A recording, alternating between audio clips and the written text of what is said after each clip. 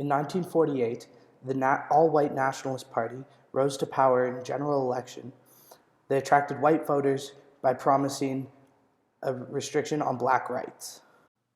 In 1952, the African National Congress fought back with the Defiance Campaign.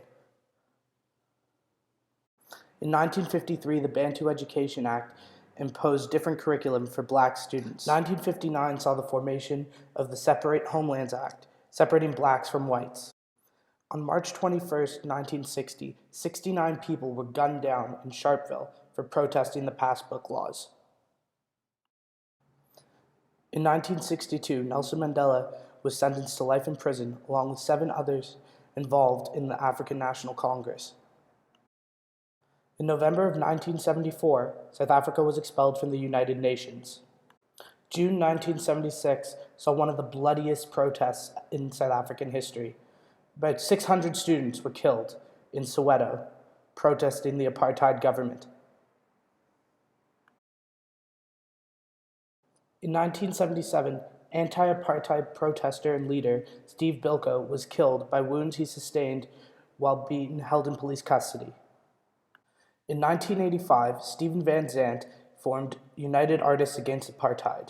They released an album called Sun City to protest the apartheid government.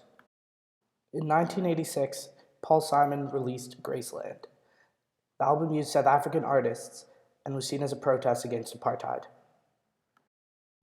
On February 2, 1990, President F.W. de Klerk lifted the ban on the African National Congress. 9 days later, Nelson Mandela was released from prison.